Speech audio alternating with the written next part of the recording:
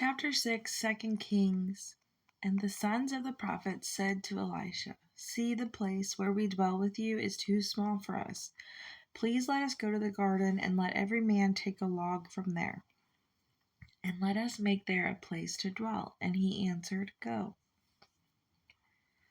Then one said, "Please undertake to go with your servants." And he answered, "I shall go." And he went with them, and they came to the garden, and they cut down trees. And it came to be, as one was cutting down a tree, that the iron axe head fell into the water. And he cried out and said, "O my master, for it was borrowed." And the man of Elohim said, "Where did it fall?" And he showed him the place, and he cut off a stick and threw it in there and made the iron float. What? And he said, "Pick it up."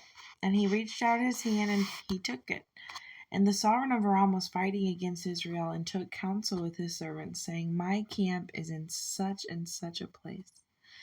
And the man of Elohim sent to the sovereign of Israel, saying, "Be on guard, do not pass this place, for the Arameans are coming down there." The sovereign of Israel then sent to the place of which the man of Elohim spoke to him, and warned him, so that he was on his guard there, not once and not twice. And this greatly troubled the heart of the sovereign of Aram. And he called his servants and said, "Declare to me who of us is for the sovereign of Israel." And one of the servants says, "None, my master, O sovereign, for Elisha, the prophet who's in Israel, declares to the sovereign of Israel the words that you speak in your bedroom."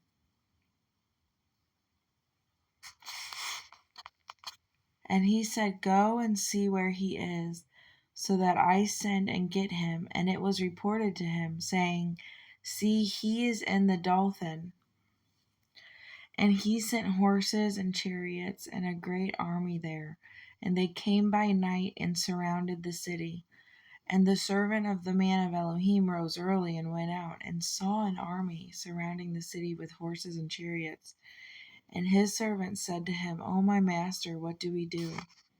And he answered, "Do not fear, for those who are with us are more than those who are with them."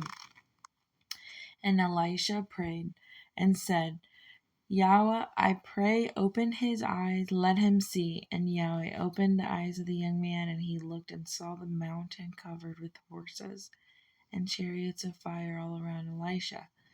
And when they came down to him, Elisha prayed to Yahweh and said, "Strike this nation with blindness, I pray."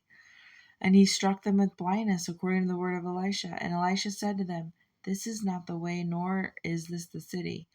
Follow me, let me bring you to the man whom you seek." But he led them to Shamron.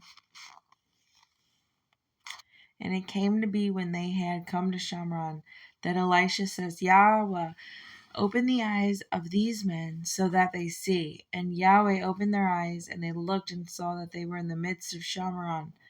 And when the sovereign of Israel saw them, he said to Elisha, "My father, should I smite? Should I smite?" But he said, "Don't.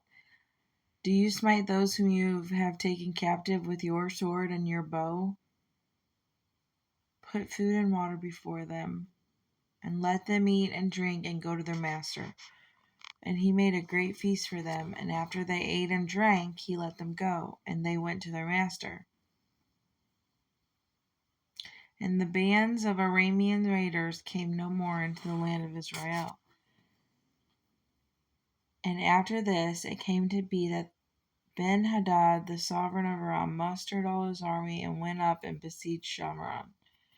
There was a great scarcity of food there, and see, they besieged it until a donkey's head went at 80 pieces of silver, and 1/4 of a cob of dove droppings for 5 pieces of silver. And it came to be, as the sovereign of Israel was passing by on the wall, a woman cried out to him, saying, "Help, my master, O sovereign." And he said, "If Yahweh does not help you, where do I find help for you? From the threshing floor or from the winepress?"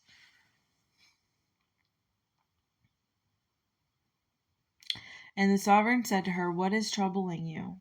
She answered, "This woman said to me, 'Give your son, and let us eat him today, and tomorrow we'll eat my son.' So we cooked my son and ate him. And I said to her on the next day, 'Give your son, let us eat him.' But she hid him." Oh my goodness. And it came to be, when the sovereign heard the words of the woman, that he tore his garments. And as he passed by on the wall, the people looked and saw the sackcloth on his body underneath. And he said, "Elohim, do so to me, and more also, if the head of Elisha, son of Shaphat, remains on him today." And Elisha was sitting in his house, and the elders were sitting with him. And the sovereign sent a man ahead of him. But before the messenger came to him, he said to the elders, "Do you see how this son of a murderer has sent someone to take away my head? Look, when the messenger comes, shut the door and hold him fast at the door. Is not the sound of his master's feet behind him?" While he was still speaking with them, then see, the messenger came down, and he said, "Look, this evil is from Yahweh. Why should I wait for Yahweh any longer?" Chapter 7. And Elisha said, "Hear the words of Yahweh. Thus says Yahweh, about this time tomorrow, a seah of fine flour for a shekel, and 2 seahs of barley for a shekel at the gate of Shamron." And an officer on whose hand the sovereign leaned answered the man of Elohim, saying, "Look, if Yahweh is making windows in the Shemayim, shall this word come true?" And he said, "Look, you are about to see it with your eyes, but do not eat of it." And there were 4 leprous men at the entrance of the gate, and they said to each other, "Why are we sitting here until we are dead? If we shall say, 'Let us go into the city,' the scarcity of food is in the city, and we shall die there. And if we sit here, we'll die. Now come, let us surrender to the army of the Arameans. If they keep us alive, we live. If they kill us, we shall die." So at twilight they rose up to go to the camp of the Arameans. And when they had come to the outskirts of the Aramean camp, look, no one was there. For Yahweh had caused the army of the Arameans to hear the noise of the chariots, and the noise of the horses, and the noise of a great army. And they said to each other, "Look, the sovereign of Israel has hired against us the sovereigns of the Hittites and the sovereigns of the Mitzrites," the Egyptians, "to come against us." So they rose up and fled at twilight, and left the camp as it is, their tents, their horses, donkeys, and they fled for their lives. When these lepers came to the outskirts of the camp, they went into one tent and ate and drank and took silver, gold, garments, and they went and hid them. And they came back and went into another and did the same. When they said to each other, "We are not doing right. This day is a day of good news. We're keeping silent. If we wait until morning light, then wickedness will come upon us. So now let us go and inform the house of the sovereign." And they came and called to the gatekeepers of the city and informed them, "We went to the camp, and look, there's not a man or a voice of a man, only horses tied and donkeys tied, the tents as they were." And the gatekeepers called, and they informed the house of the sovereign inside. So the sovereign rose up in the night and said to his servants, "Let me now inform you what the Arameans have done to us. They know that we are starving, so they have gone out to the camp and hid themselves in the field, saying, 'When they come out of the city, we shall catch them alive and enter into the city.'" One of his servants answered and said, "Please let some take 5 of the horses that are left in the city. Look, they are like the entire crowd of Israel left in it. Look, they are like the entire crowd of Israel left from those who are consumed. Let us send and see."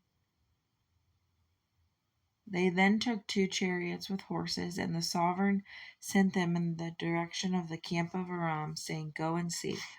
And they went after them to the garden, and look, all the way was littered with garments and weapons which the Arameans had thrown away in their haste. And the messengers returned and reported to the sovereign. Then the people went out and plundered the camp of Aram. So a seah of fine flour was for the shekel, and 2 seahs of barley for a shekel, according to the word of Yahweh. And the sovereign had appointed the officer on whose hand he leaned to be in charge of the gate.